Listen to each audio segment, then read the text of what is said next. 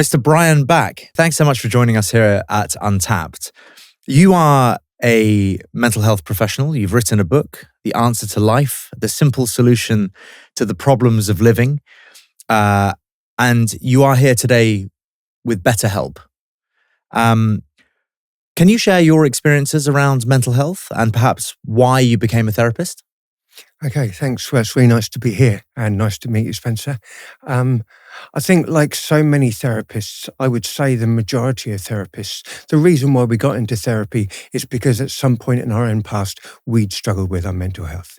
We know how difficult it is. We know what it's like. And from those struggles, we then eventually kind of end up being someone who really feels for other people who are struggling as well. And so when we see other people struggling, we can't help but have that compassion, can't help but have that empathy. So many of the therapists that I know are what we would call like the wounded healer. So they've been wounded, and from that place of wounding, they're wanting to help other people. So in short, kind of that's really what's true for me.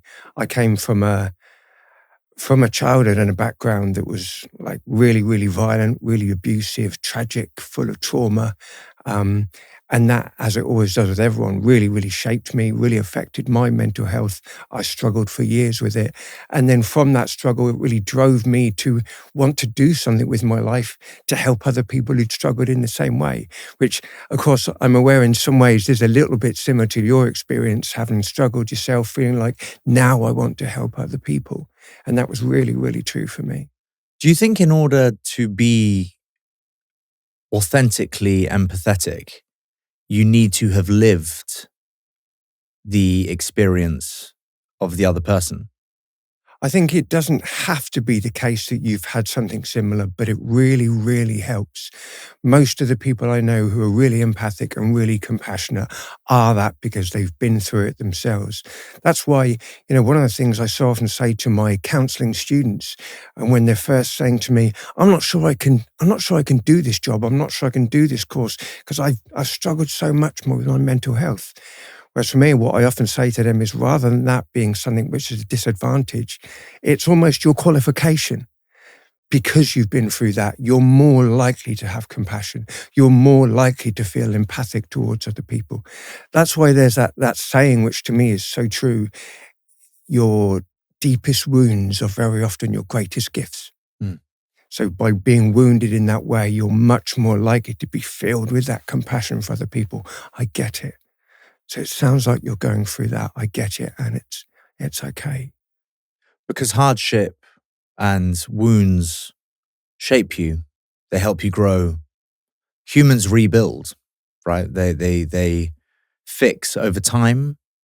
Do you think that therapy has any commonality with living a happier life? Oh, absolutely, yeah. I think one of the things about therapy is it enables us to find out how we feel. What I so often say to my clients, particularly when I'm starting, is when I'm explaining the way we work, is I'm going to be saying to them, the reason why we're doing it this way is so that you can find out who you are. Because very often we don't know who we are, we don't know what we think and feel until we get a chance to say it, until we get this kind of opportunity when somebody's interested in saying, well, tell me about that. And it sounds like that's what's going on for you. And then we give somebody the opportunity and the permission to say, actually, yes, that's what I feel. And very often what you get is that experience when you say something and then say, and I never realized I thought or felt that until it came out. So very often we need somebody there. We need that opportunity. I often compare it to that scene in Harry Potter where Dumbledore gets his wand and he pulls out a thought from his head and it's like, so it stops it racing around and now he puts it there. Because that's very often what we need to do. We need to take it from there and go there.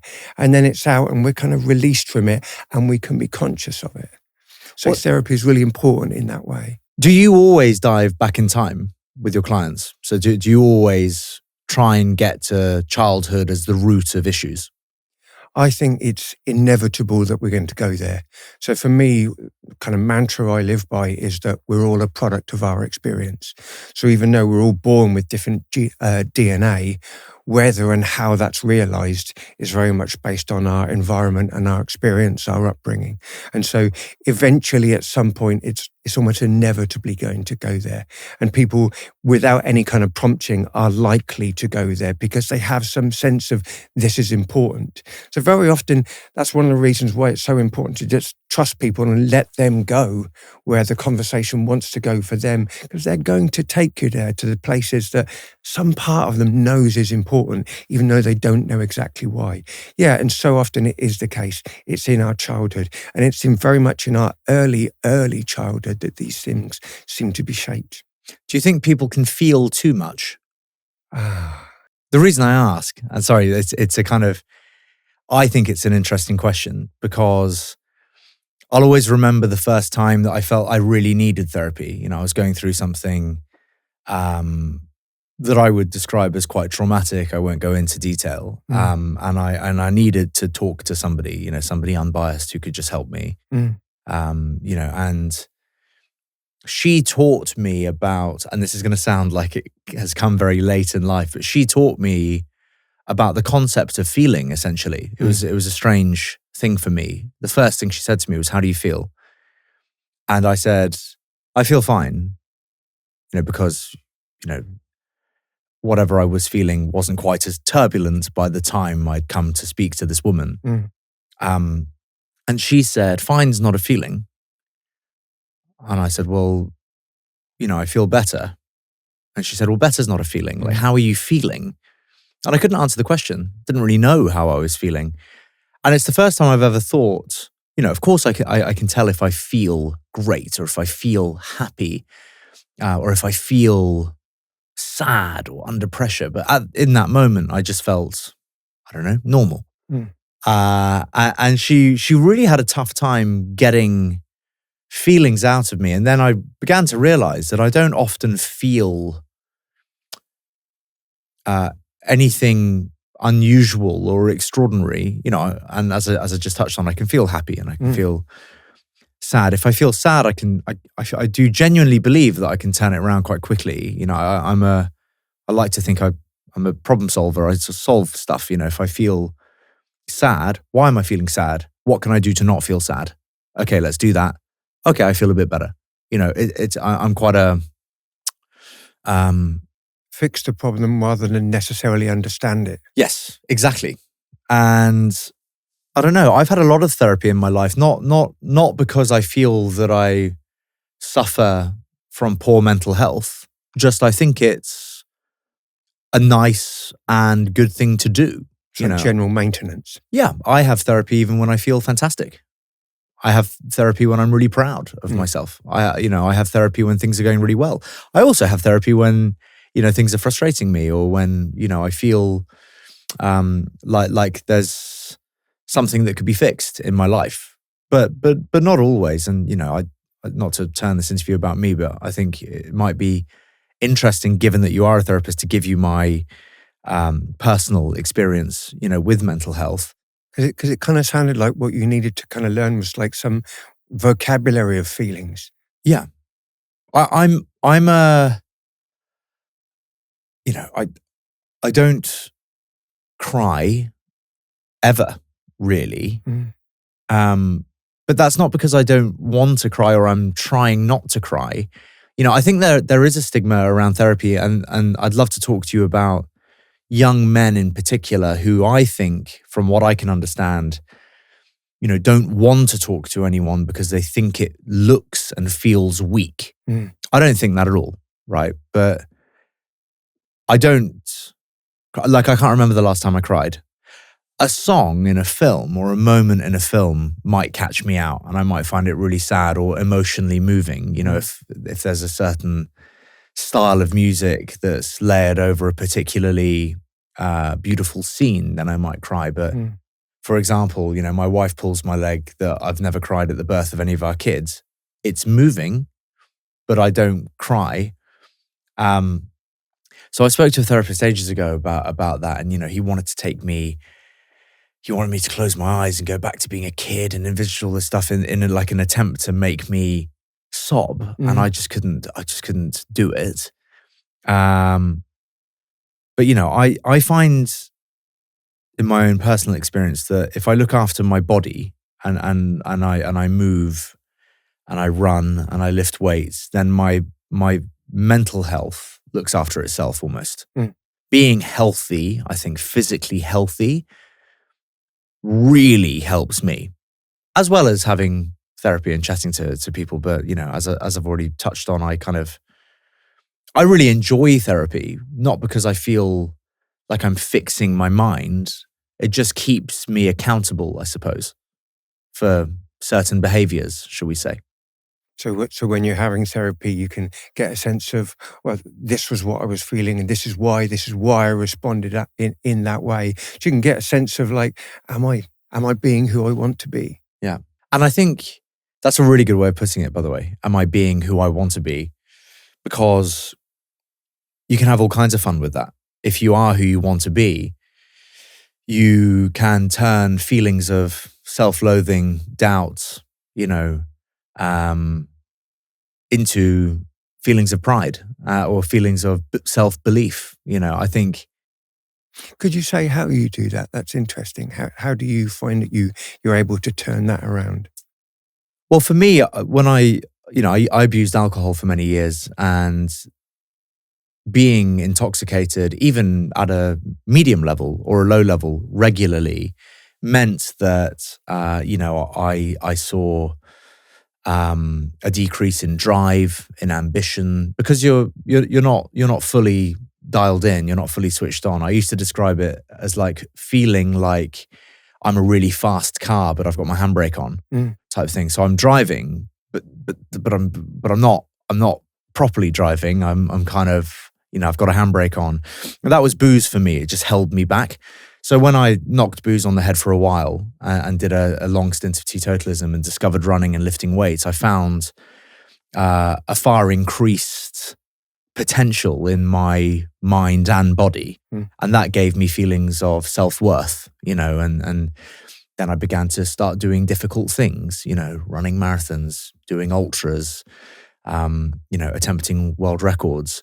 And gradually over time, you start to achieve, more and more difficult things, and you begin to have a greater sense of confidence, self-worth, and in many ways modesty. I always used to assume that I could do things without actually doing them. And you'd go to the pub all day and get drunk instead of doing the things that you think you can do. And that has a reverse effect, because all of a sudden, the things that you're thinking you can do but not actually doing, it's rubbish. So it's a lie. You're lying to yourself, which over time makes you feel the opposite way. Makes you feel maybe ashamed of yourself. You might wake up one day and go, God, I feel I can do all these things, but actually I'm not doing anything. So that it sounds like that self-loathing then drives you to work hard to overcome that and become a very, very different person. Again, that person who you want to be, and being that person. Am I being the person that I want to be? Yeah. So coming back to that, nothing beats consistency, really. So when you are consistent, in my case, when I'm consistently sober, when I run well consistently, when I lift weights consistently, when I spend time with my children consistently and show up for my wife consistently, you all of a sudden become a good bloke, and that's how you feel and that's how you are. It becomes a reality. So that's interesting. So it feels to you that the possibility of being somebody that we admire, as in to admire ourselves, is possible for all of us, just with some kind of discipline and consistency. Just do those same things. Yeah.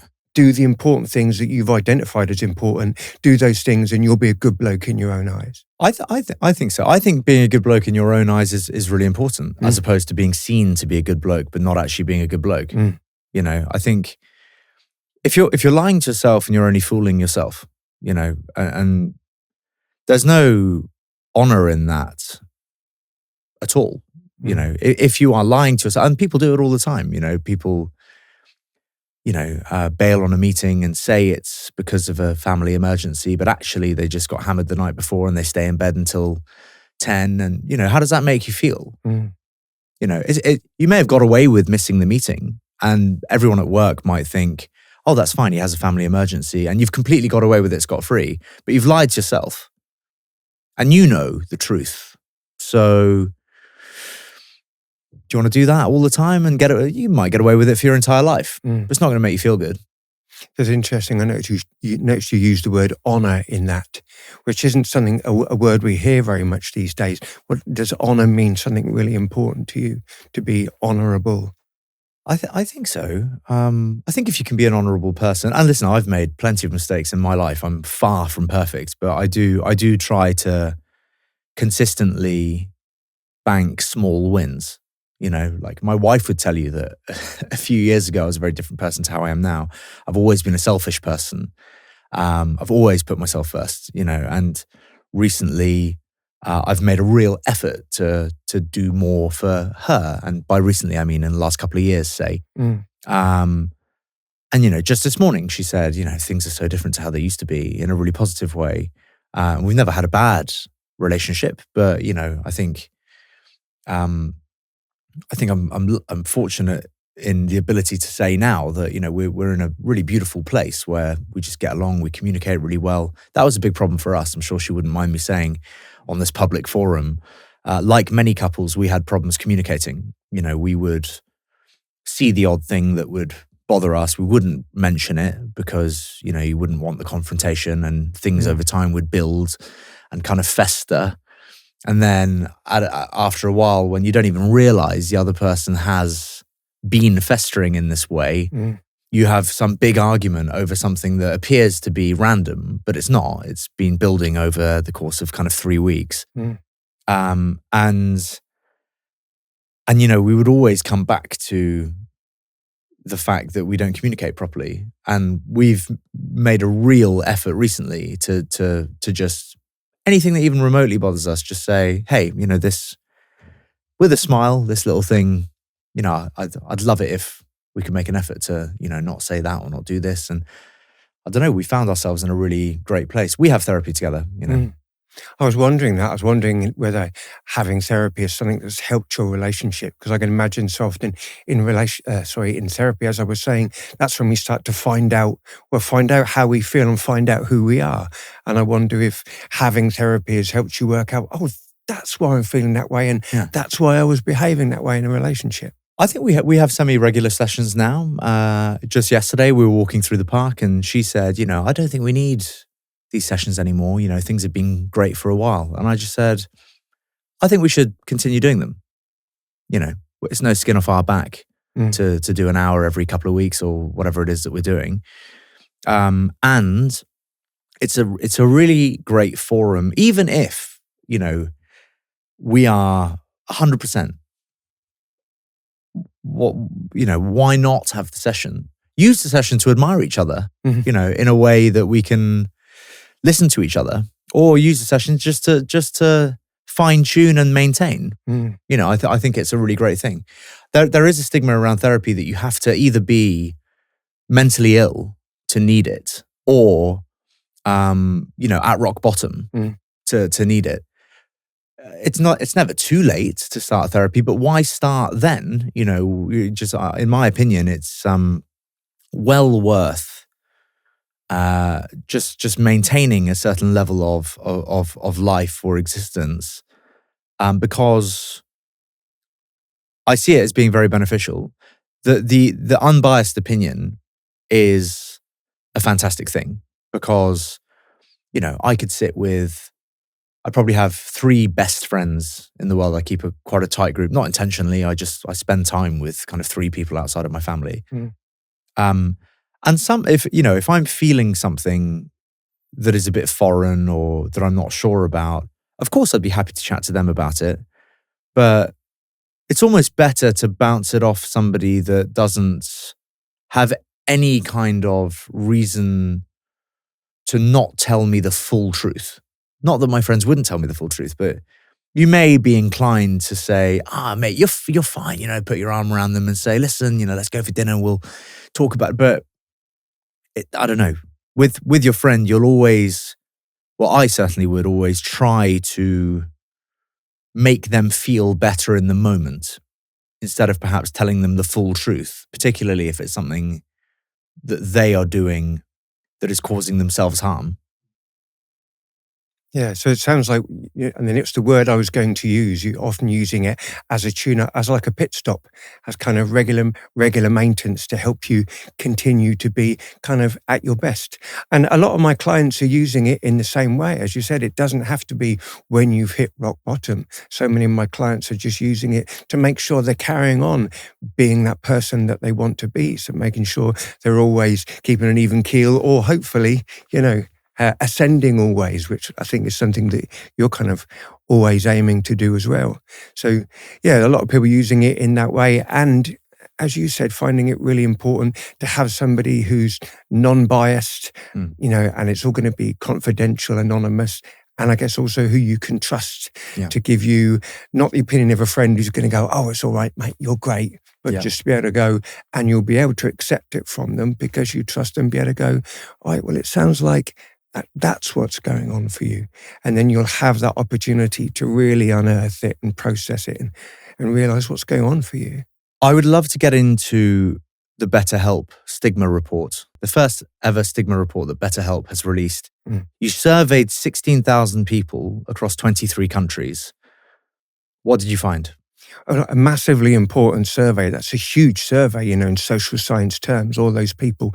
And it showed like across the globe that there is definitely an issue of stigma, of lots of people feeling like mental health is important, but lots of people feeling like they wouldn't potentially dare to go and seek mental health support, even though they might know it's important. And showing the kind of the different patterns across the world of the percentage in different countries of people who would feel if you went to have mental health support, we'd see you as weak.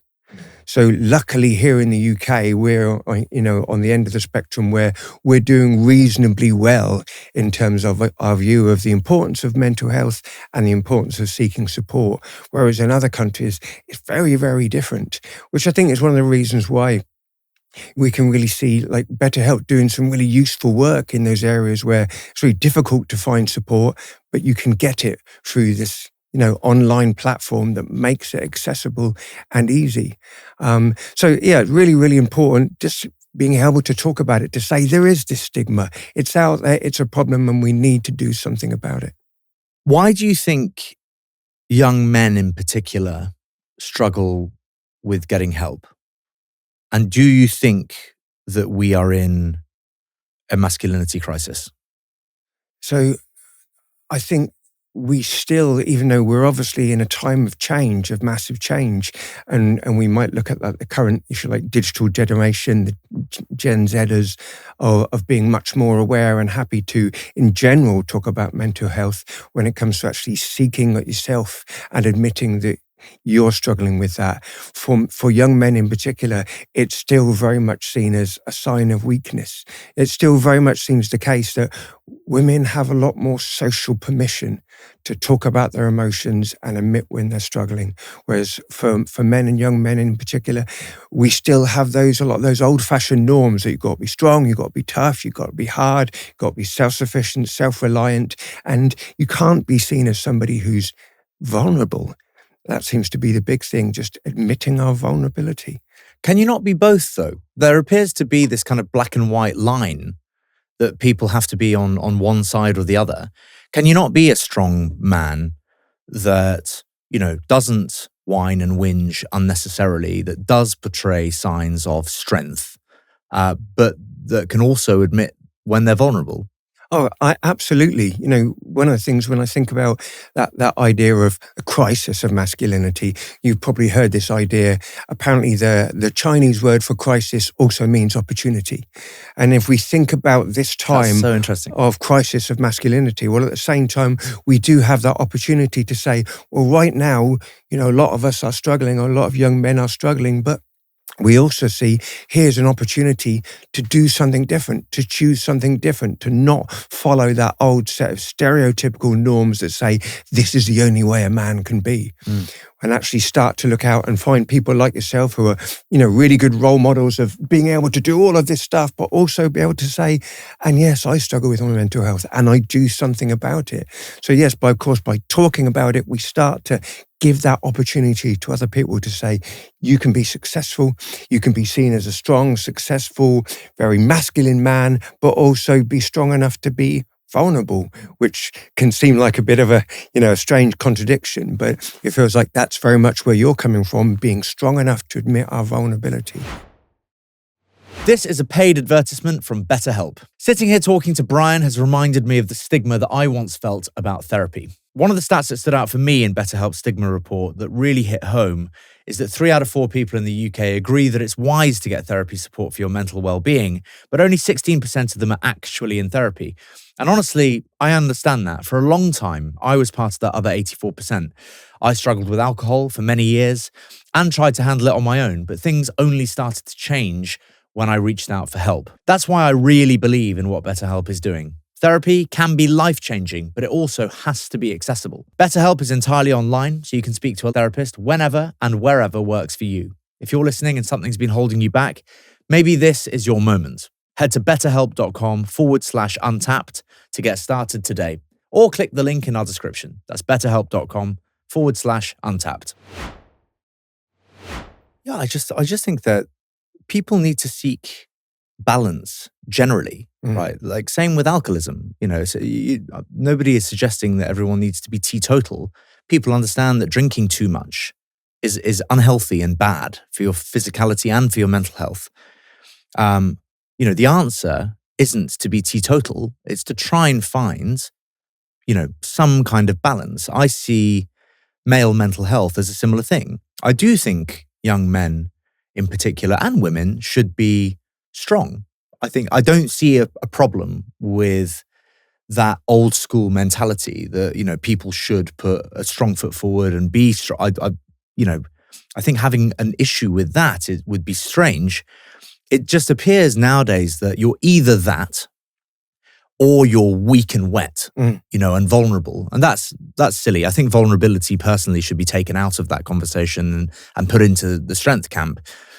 Being vulnerable is a beautiful thing. I think it's attractive, and it's certainly it's a release, and it's honest, and it's true. Nobody goes through life not feeling anything, right? To my point at the very beginning of this interview, I think that being in tune with your feelings and understanding how you feel is very important. I think on the flip side of that, constantly being too in tune with your feelings and constantly talking about your feelings to the point where, as a man, you are breaking down and crying and being honest, all of the time. I can see that as also being an issue. I hope that's not offending anyone. But, I do think there needs to be a kind of middle ground. And that's where I would see true strength, a foot in each camp with a really balanced view of both. But, nowadays it appears that you're either Andrew Tate or you're wet, and that's a shame. So it feels like in some ways what you're saying is wanting to be able to be in touch with our emotions and maybe be able to gain from them. So kind of seeing them and understanding them as important information. So receiving those signals and being able to say to ourselves, well, what is going on for me? And why might that be? And then, seems to be really very much your thing, what do I need to do about it? So being in touch with our emotions so that we could manage them, so that we can continue to be strong and be at our best. But we can't do that unless we're aware of them. So, being in that place where we're in that typical just push it all down and stiff upper lip, actually you see that in itself is a kind of weakness. Who do you think that style of behavior is thought to benefit? So when young men are silent and suffering in silence and trying to appear strong, aka not weak by having mental health issues and chatting to people, are they doing that to be attractive to young women or to be accepted by their male social groups? What is your opinion of mental health in the UK for young men? Kind of what would be your overview of why this behavior is so rife? I think it's got a lot to do with both of those things. So that very stereotypical idea of men being strong, men being tough. And when we think about that crisis of masculinity, I think in some ways in recent years, it has felt like a lot of young men are seeming to need to be like hyper masculine. So I think back when I was younger, there were much fewer men around who are really, really bulked up, really muscular, really ripped, really full of the, kind of masculine ideal look that we see now. That wasn't the ideal then. That was a real rarity. So somebody like Arnie was like, wow, that's so rare. Whereas walk around now and you just see loads of people who are really built, really ripped. So the ideal seems to have changed a little bit, and people are seeming to need to live up to that ideal, to like a hyper-masculine. Yeah. And so in that need to be hyper-masculine, that includes that not only looking strong, but being appeared to be strong in terms of your emotional and mental kind of outlook, I guess. So there seems to be a lot of that, extra pressure to be that ultra-masculine. Yeah. I do feel, though, that perhaps not to the extent that Arnie went to, or the gentleman that you're describing, I think, as being a very large, muscular man, is not where I'm taking this thought. But looking after your body and being healthy, I think the correlation between that and mental health is massive, in my opinion. And I'm not sure that is stressed kind of enough. I think if you don't look after your body, and you don't get fresh air, and you don't move, and you don't, leave your desk, you don't walk or run or use your body in some way, I think, I'm obviously not a therapist or a doctor, but your mental health is going to suffer if you are unhealthy. If you're eating rubbish food that is ultra processed, or 80% of your diet is ultra processed, and you don't get fresh air, you don't play sport, you don't even walk, go to the gym. Very difficult to have, a firm mind as well, I think. Mm. And maybe I'm generalizing. I'm sure lots of people don't go to the gym who feel absolutely fine. But, I certainly know that from my personal experience, and I've been very unhealthy. I've been, a binge eating alcoholic who was, by my metrics, very overweight. I've been 105 kilos. I'm 5'11", I was heavy for me, grey, unhappy, terrible sleep, turbulent sleep, very irregular sleep, all of which are very important to your health and recovery. Very low muscle mass, weak for my size, never went to the gym. Difficult to have a strong mindset in that state, I found.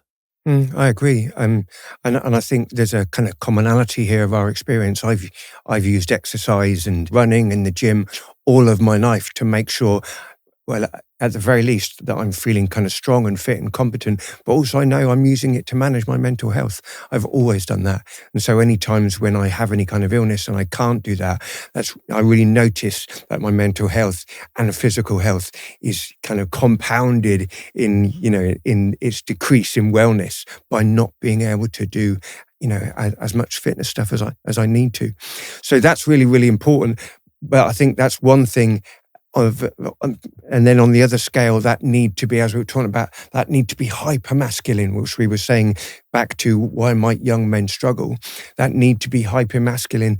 And part of that seems to be only being allowed a very small, narrow kind of amount of feelings, to the extent to which I've heard so many of my clients say these very words, I know I'm not supposed to feel, whatever it might be, just feeling like I'm not allowed to feel. I'm just not allowed to feel. And if I feel whatever it might be, in some ways that makes me wrong, inferior, and not as good as everyone else. So I hear that quite a lot, that I know I'm not supposed to feel, but... Creates an even wider divide between young men and women as well. This desire to be hyper-masculine and strong and big and the opposite of weak. And not in touch with your feelings. Whereas I hear women talking about their feelings all the time, and that's very much the core of their conversations. How we bring in that connection? Yeah. When on the one hand, there's guys thinking, I've got to be that, and women talking about that. How are you going to have a conversation? With great difficulty. Yeah. which is, again, maybe why we need to like do things like, well, have couples therapy and have somebody managing that conversation. What did that mean for you? What did that mean for you? We've got some UK specific stats. The most important being that 3 out of 4 people say that it's wise to seek help for well-being, but only 16% of people in the UK are in therapy. Why do you suppose there's that discrepancy? I think there's still so much stigma around seeking mental health, help, I should say. You know, if you think about, like, I remember a few years ago, on every tea towel and cup, you'd see that saying, keep calm and carry on. So shove it down, have a cup of tea and carry on. You know, we're still coming out of those echoes, that wartime stiff upper lip, just have a cup of tea, we'll carry on, that blitz spirit, which of course works in very, very difficult times, but you are repressing things. We've been taught to repress things as a culture, you know, and an issue with that is, of course, as an old supervisor of mine always used to say so accurately, when we bury our feelings, we bury them alive. So there's always that issue that we're being taught to do that, but it's not good for us in the long run. But that is what we've been taught. We've been taught to bury our feelings and just keep calm and carry on.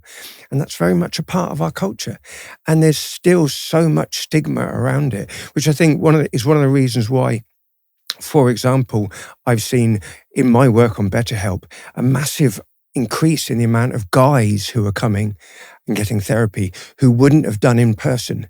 But once I started working online, suddenly the majority of my clients are guys.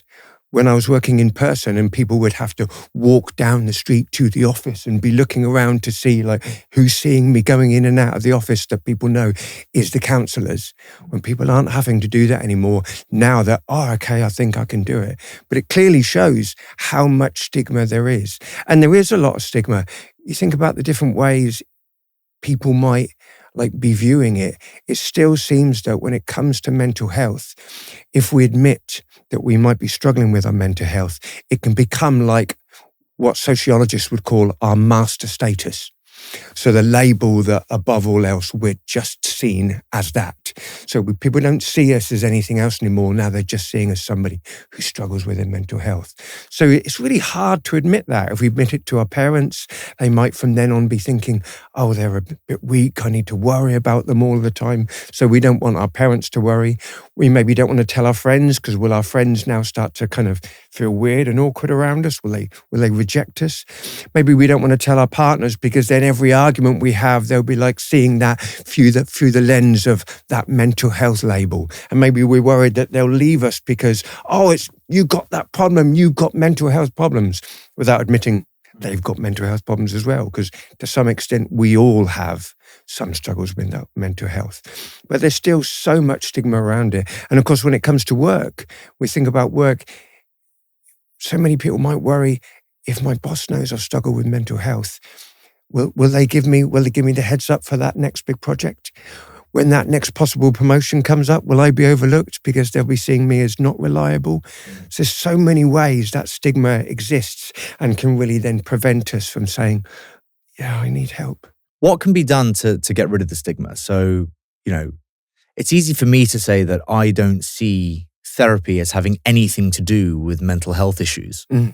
So I'm an employer of people.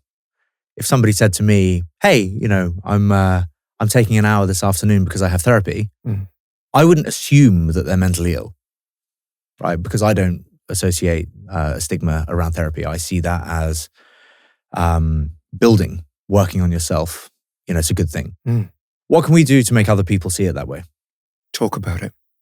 We need to talk about it. We need to talk about our own experiences. We need to be very, very honest about the fact that, at times I struggle with my mental health. Because from my perspective, everyone does and everyone will at some point. So the more we can talk about it, the more we can all open up about that. So we need to talk about it and talk about when we've had therapy. Be honest about it. Be honest about when we've struggled with that too. I've found one of the most useful tools when I'm working with any client, particularly guys, is to normalize it and kind of give permission by saying, well, when I've been in that situation, when I've felt like that, to just kind of make it really, really normal. And it feels like such a useful thing because then that gives permission. So, for example, I might be saying something like, if I was in that situation, I really think I'd be feeling a lot of anxiety. Or even saying, just you saying that gives me quite a bit of anxiety straight away. So just normalizing it. Yeah, I get that too. I get that too. So just like brings that acceptance, that normalizing acceptance. Yeah, we're a human. Well, you're a human being. I'm a human being. This is what it's like to be human. So just talking about it, talking about when you've had therapy, how that helped. What were you going through? Oh yeah, actually, I go through that too. Maybe I should have therapy too. Yeah. So it's as simple as that. We need to talk about it like we're doing now. It's interesting, isn't it, how different it is for each individual person. And if everyone were the same, that would also be a problem. I think in order for society to function properly, people need to have different views on how and whether to seek help. You mentioned work. If certain CEOs in business were so empathetic that they couldn't make decisions, to benefit the business, then the economy might suffer, for example. I'm not suggesting that these CEOs have to be psychopaths and unempathetic and, just trample all over people's feelings for the good of the business. But, when you mention keep calm and carry on, when a business is in crisis and not, your personal life, typically you just try to quite quickly make the best decision for the business, keep calm and carry on, because at the end of the day, it's a business. It's not your life. It's not your mind. It's not your well-being. It's, the chair of my business is a woman called Ursula Burns. She was the first Black woman to CEO a Fortune 500 company. She ran Xerox. She started making the coffee there and had a very underprivileged life in New York. Grew up on food coupons and kind of all, just had no luxury of any kind. Rose to be the CEO of Xerox, earning, an absolute fortune and is a complete business titan now. Being involved with my business is almost charity for her. But she's the most incredible woman. And she taught me, when things go really pear-shaped, and they will, because we're a startup, have a look at the problem, pick a lane, choose a door, pick a door, go through that door, and, burn the other options and forget about it. Boom, just try your best to move on. Don't be too emotional. Probably, the opposite of what you might advise somebody to do in their personal life. But it's interesting. All I could think of was, the difference between some people and the importance of having those different people around, because if everybody were the same, it'd be very difficult for things to function. But I can imagine, like, in those difficult times, then just as long as you're aware this is a difficult time, and so it maybe you can only do it like at the end, but knowing this has been a difficult time, so I need to do something to process that. So maybe once you've got through that difficult time, then you'll have some therapy, or maybe in order to get you through the difficult time, that might have been, if you're head of the company, that you've had to, make some people redundant who you didn't want to, and that was a really difficult decision for you, but you needed to find a way to still feel all right about yourself. So you needed to, and it feels like coming back to what you said before, know that you were remaining honourable in what you were doing. So you had to process that. So maybe we still need therapy even at the times that we're having to be a little bit kind of, if you like, ruthless. This is what I need to do to survive. But in order to carry on surviving and of course thriving, you need to carry on feeling okay about yourself. So maybe you still need to some extent be in touch with your feelings then, even though to some extent what you've had to do is, particularly I guess, cut off the possibilities of anxiety where you're going, oh, this choice or that choice or that choice. So you've gone just this lane. So in some ways you've kind of managed that, but there'll be other things that you need to deal with at the same time, which, as you said, can be why you still need to potentially rely on therapy just to remain intact in terms of your view of yourself. So not only am I being successful, I'm still doing my best to remain honourable. Yeah.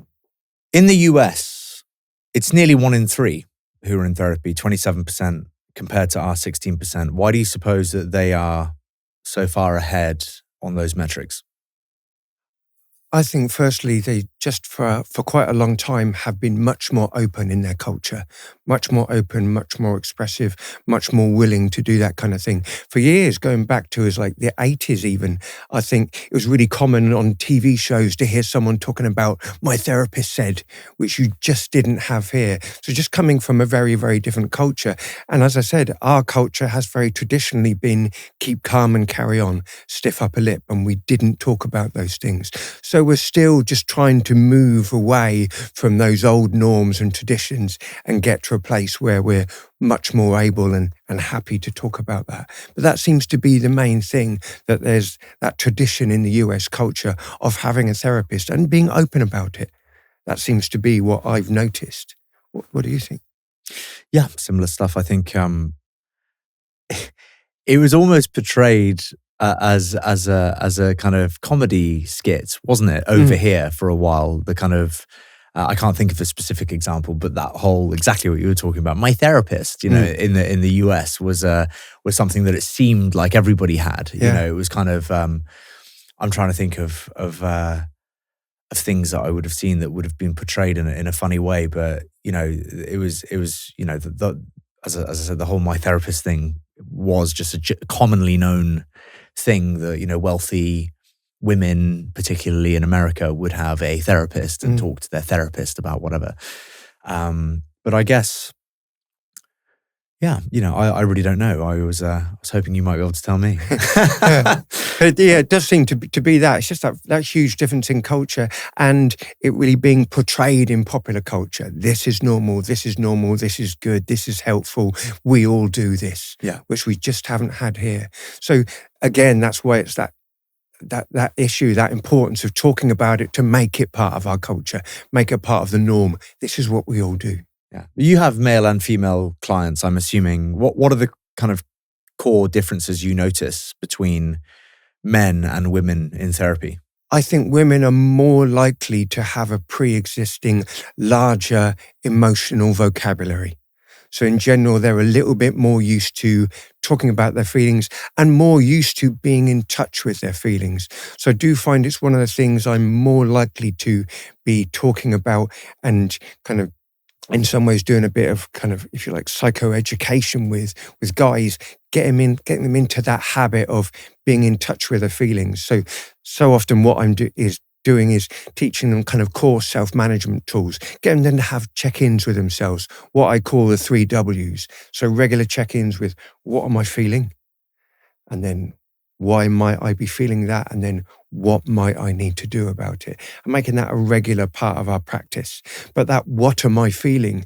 For so many guys, that alone is really alien. And that seems to be one of the big differences, is just being more comfortable, more in touch with, and having a larger emotional vocabulary. What societal impact might we witness if more men were to have therapy? I think men would be doing a lot less damage. So first off, they'd be doing a lot less damage to themselves. So I know you've talked about it a lot, but it was definitely true for me. Alcohol has been such a go-to soothant for me so often. So things like alcohol, drugs, pornography, sex, gambling, gaming, so many of those things that we might use as a soothant that we might discard if we started going to therapy. So first off, we wouldn't be doing damage to ourselves in that way. And then of course, we wouldn't be doing damage through using those things to our relationships, our work, other people. And then also we wouldn't be doing damage in terms of damage to ourselves if we were having therapy at an earlier stage, working out what's going on for us. Because we know one of the main reasons we're talking about this in relation to men is the fact that men's suicide rate is so much higher than women's. And why is that? Of course, because men so often find themselves isolated in their mental health struggles. So I think if more men were going to therapy, there'd be less damage to themselves. And then, of course, less damage to other people. We wouldn't be unconsciously acting out our rage, our unhappiness, our life if we were going to therapy. So I think therapy is one of the ways we save the world, quite simply.